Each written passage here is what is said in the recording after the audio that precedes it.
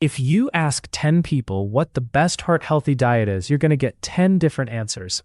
Somebody would say you have to cut out carbohydrates, or you have to do keto or carnivore, and another person may say, well, you have to avoid meat and go vegan. And then there's Mediterranean and DASH and paleo. But after more than 10 years of practicing medicine and helping my patients use food as medicine, what I found was that prescribing a diet oftentimes is not that helpful because many people, not everyone, but many, cannot stick to a very restrictive plan, and none of those diets matter if you can't stay on them. So the way I see it, following a nutrition plan that's only 70% good, but one that we can do for the rest of our lives, is much better than something that's 100%, but we can only stick to it for 6 months. So the goal isn't to chase the next perfect diet, but to pick the most high-yield foods that keep showing up again and again across all studies and meta-analyses that have been done on heart disease, and make sure you incorporate them into your routine, whatever that routine may be.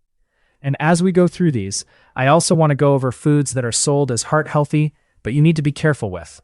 And at the end of the video, I want to go over the best exercise and a good supplement that have really good evidence behind them to help you reverse plaques even faster. Now, before we go over the best foods, you have to understand how we get plaques in the first place, because if you understand that process, you'll be able to tailor with more precision which high-yield foods you need to lean into, because everyone's individual circumstances and risks are different. And what works for one person may not work for you. So arterial plaque buildup is not a simple process. It's not just high cholesterol, and it's not high sugars or high blood pressure or inflammation. Plaque forms with a perfect storm of endothelial damage, which is just injury to the thin layer of cells that lines the inner surface of blood vessels. And then LDL particles that contain ApoB slip through the vessel wall, and then inflammation oxidizes those particles, and that's what triggers your immune system to step in and try to repair the damage. But instead, it just causes the plaque to grow even bigger. And the more oxidative stress in the environment, the more the cycle repeats itself. So the high-yield foods that you need to incorporate into your regimen need to target all those mechanisms, lower ApoB and reduce inflammation, and improve your nitric oxide, which then lowers your blood pressure and protects the endothelium. And finally, you need to calm down that overreactive immune response.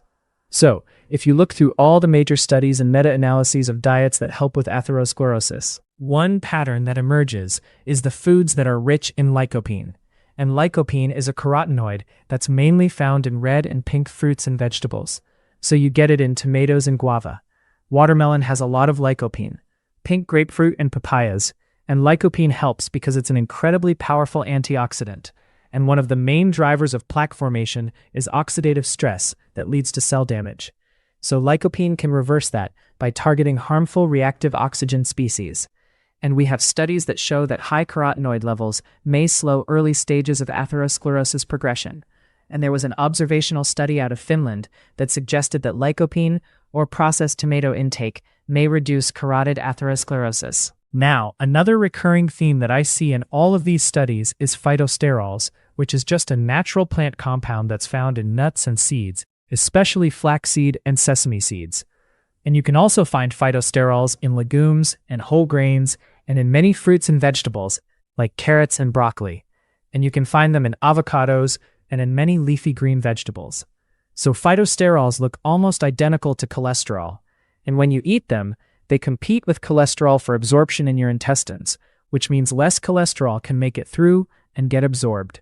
But that's not where the magic happens, because when it comes to cholesterol in our blood, most of it does not come from cholesterol that we eat. It's the cholesterol that's produced internally by our liver.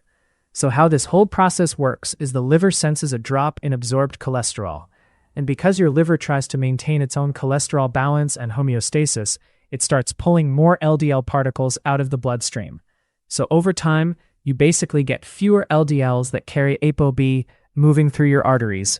And that's important because LDL, and more precisely ApoB, has been shown to cause heart disease. If you look at meta-analyses and if you look at the Mendelian randomization studies, it is one of the main drivers of atherosclerosis. It's not the only factor, but it's key in developing plaques. And we have several meta-analyses that show that eating more phytosterols can significantly reduce your LDL, with an average reduction of about 14 milligrams per deciliter. Okay, another food that is essential for plaque reversal is flavonoids. which are just natural compounds that are found in fruits like berries and apples and oranges. You can also find them in onions and leafy greens. And there's a lot of flavonoids in dark chocolate. So this is how they work.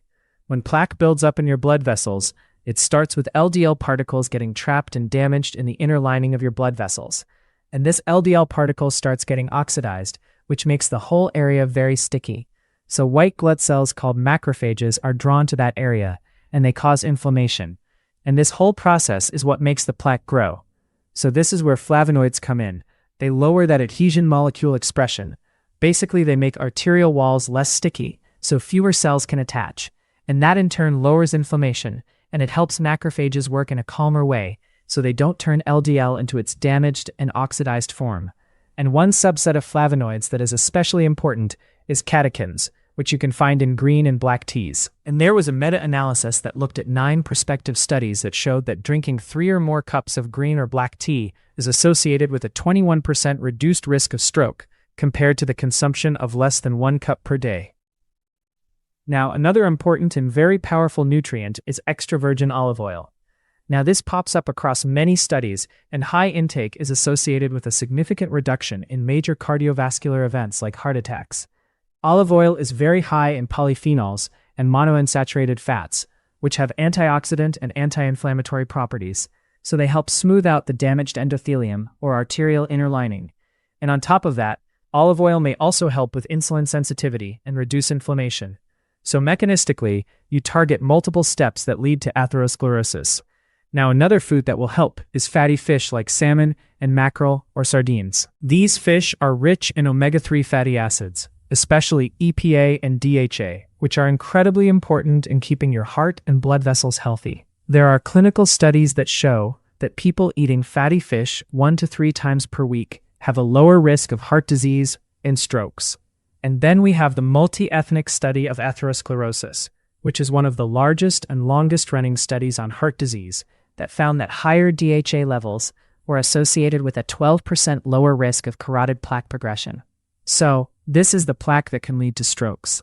These omega-3 fatty acids calm down the immune response that aggravates plaques, and they can also increase your nitric oxide production, which then stabilizes the plaque and makes it less likely to rupture and cause clots and problems downstream.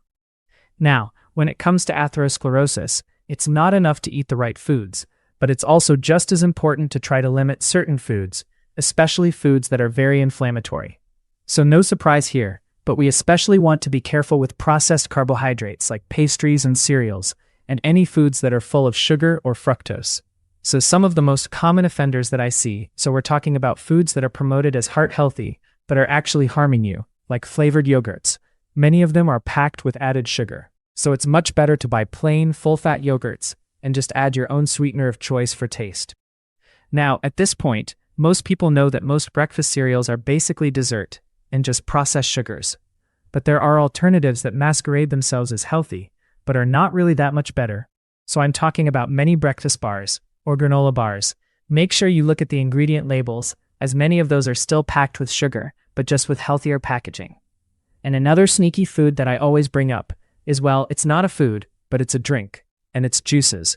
If you drink apple juice or orange juice, any type of juice, you're probably getting a lot of added sugars. But even if the label on the bottle says there are no added sugars, or this product only has natural sugars, well, these sugars may be natural, but they're still absorbed in a highly concentrated form.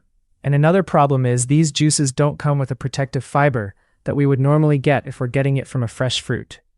So as I mentioned before, fresh fruits are wonderful, and they're heart healthy, but it's very easy to overconsume sugars and fructose in the fruit if you're getting it in liquid form. Now, as a bonus, here are some non-food related things that will also help you expedite reversing your atherosclerosis. First, no surprise here, but exercise is extremely important for your heart health. But there's one type of exercise where we actually have evidence showing that it can reverse arterial plaques. So there was a randomized control study published in the European Journal of Preventive Cardiology that showed that just 6 months of supervised high-intensity interval training, or HIIT, showed a significant reduction in plaque volume. And what was especially amazing, the plaque volume regression after 6 months of this exercise was slightly larger than what they observed with statin intervention. Now, because atherosclerosis is a disease that develops over many years and decades, we don't know how that translates to actual clinical outcomes, but the initial results from the study are pretty remarkable.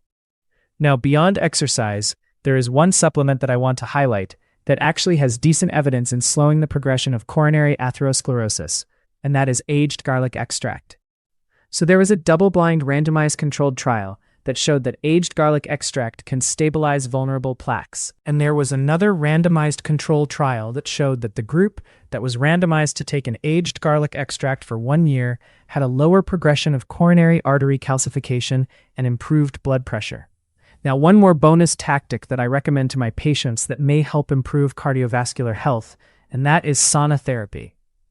Now, this is not something where we have direct evidence that shows plaque stabilization or regression with a sauna, but there are plenty of indirect associations. So there are studies that show a link between sauna bathing and improvement in endothelial function. And there are meta-analyses like this one that show that saunas can help with blood pressure. Now, most of the evidence is based on observational and mechanistic data, but there is enough indirect data that supports its health benefits, not just when it comes to heart disease, but there's also a link to a significantly lower risk of all-cause mortality. So based on the current imperfect evidence, I still think it's a worthwhile intervention to try if you have access to saunas. All right, I hope this was helpful. Stay healthy, and I'll see you in the next one.